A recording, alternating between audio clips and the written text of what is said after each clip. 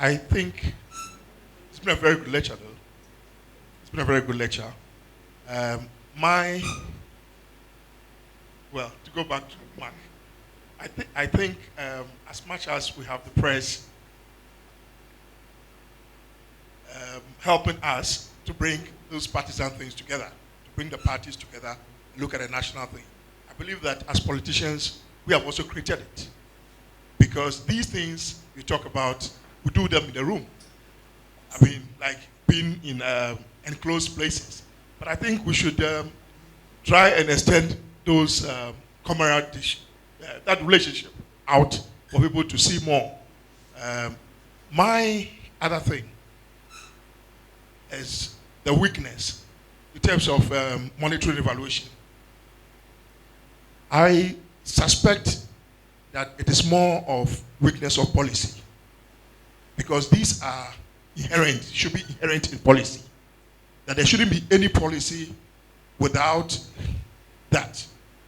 So if you definitely have policy with that, and it is not more of the implementation, but then there was something also wrong with the design of policy, or what went into it, so that you can follow through to the latter. Then you know that you follow through to that level of monitoring and evaluation.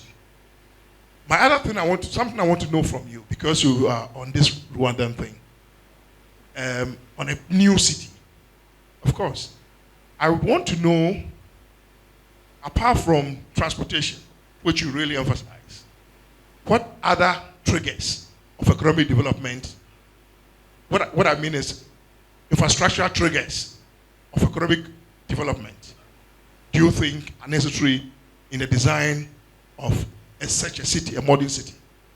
Thank you. You were supposed to give a comment and you asked the question. Well, I will answer it. It's a good question. And let me try and give an answer that's as good as the question, right? So let's go back to that vision of the city of 2050. 2/3 of it is not yet built. And let's think how it will happen. If the people move into the city before the infrastructure is built, the infrastructure will never be built. And that's because if you have to retrofit infrastructure once people are there, it costs about 3 times as much, and it's a political nightmare. You've got to move people. And so the vital thing is to keep ahead of the rate of new settlement. That you can do that very simply. You need a simple demarcated road grid. It doesn't have to be paved roads, it just has to be showing this is where the roads are going to be. Don't settle here. And then, of course, you need a little bit of enforcement so that if people do settle there, they get moved off, right? And then gradually, as people start to move in, you put stuff underneath the roads. You put the water pipes, you put the sewage.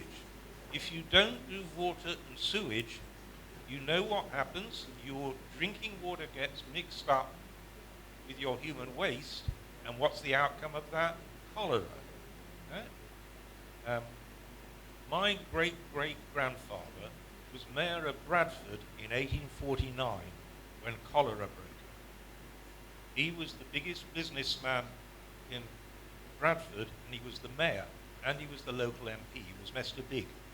He was so horrified by this cholera that it seared his soul. And he became Bill Gates before Bill Gates. He gave away his entire fortune to the people of his factories. He built the first purpose-built town on earth for an industry, which was Saltaire, which is now a World Heritage Centre, and he gave the rest of his fortune away to clean up Bradford. When he was mayor, we did not know what caused cholera. We know now. I was in Zimbabwe in January. It's a cholera war. I mean, this is a disgrace, right? We know what to do. It just takes this very simple infrastructure. And so we need the political systems and the just sheer guts, political guts to get it done. Think ahead of settlement. Right? Pipe water, sewage, electricity under the roads. the road grid, you can then start to put transport services on it as you get people. That's the most fundamental thing in building that 2/3 of the city that's not there. Since I've got the microphone, if I could just have one word, my final comment. I really very much want to support your comment about sort of building some sense of reaching out to shared identity beyond political identities. Political identities cannot be the fundamental human identity. No? Citizenship, fellow citizenship, is a more fundamental, a more inclusive thing. We will never agree on our politics. The very point of democracy is that we mustn't all agree on our politics, otherwise it wouldn't be democracy.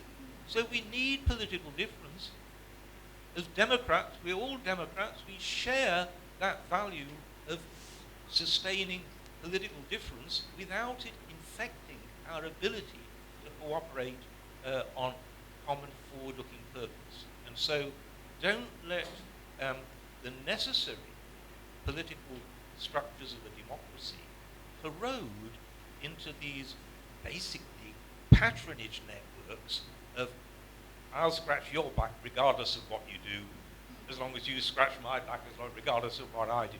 Right? That's not politics. That's corruption.